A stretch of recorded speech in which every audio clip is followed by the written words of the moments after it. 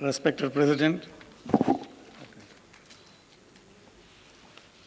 dear friends, defenders of the peace, champions of the UNO. This morning I came here just only to listen and to be a spectator. Suddenly I've been pulled and asked to say something on the UNO.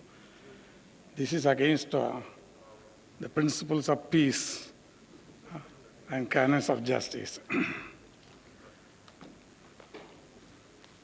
When people were complaining about the society, about the world, everything that's going on in society,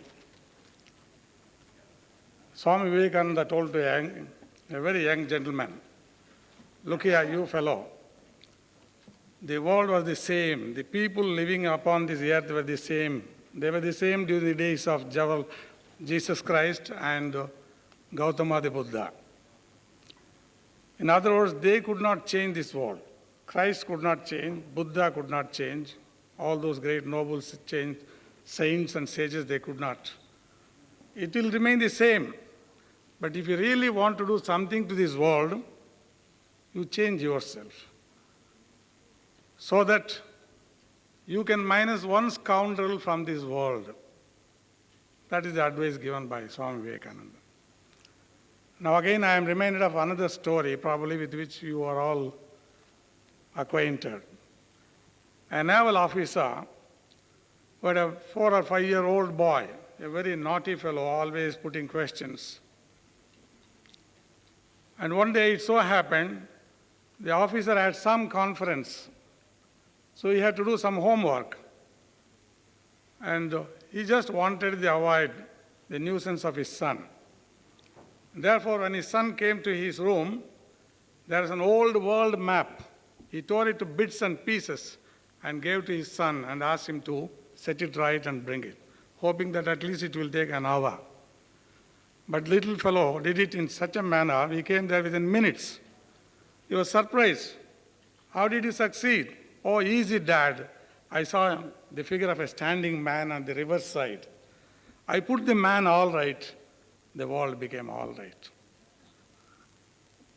So therefore, we have the traditional, the folk saying or the folk statement. Whenever you point your accusing finger at others, don't forget that 4 fingers are pointing towards you.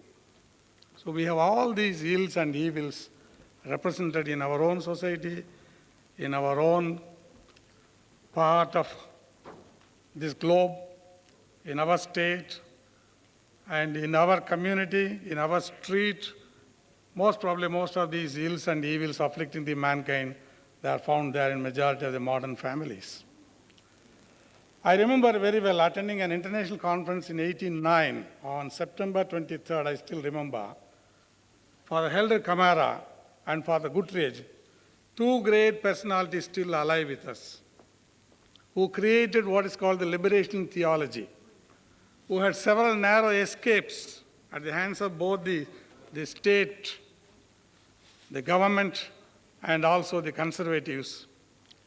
And Helder Camara, inaugurating that International Conference on Human Rights at Lyons, about 600 miles south of Paris, he made this wonderful statement in the very beginning sentence itself.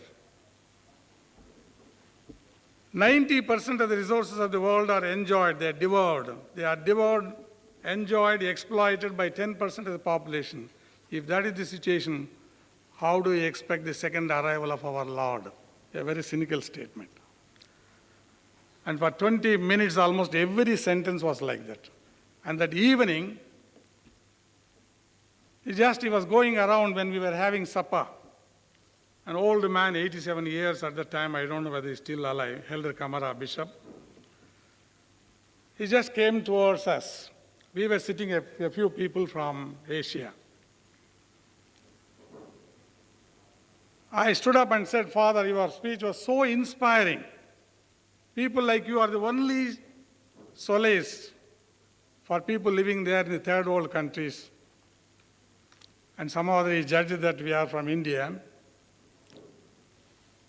When I told him that you are the only solace and source of inspiration, but sir, your country is a source of inspiration for people like me. I could not reply to him.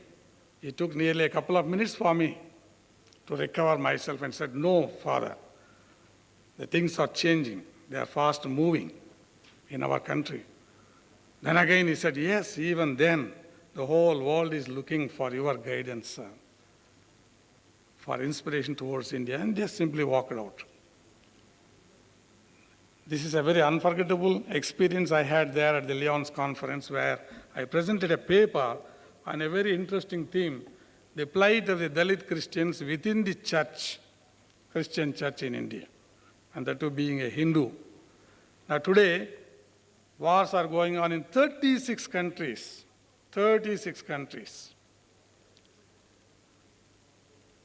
In the name of religion, in the name of culture, in the name of race, in the name of language. The majority people oppressing the minorities. Ethnic majorities oppressing the ethnic minorities. This is the situation. And here, I have been already warned. This is the situation. Almost all these ills and evils are present in our own country.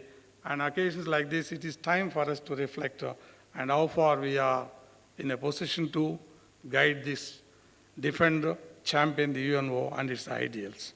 I thank you very much for the opportunity given.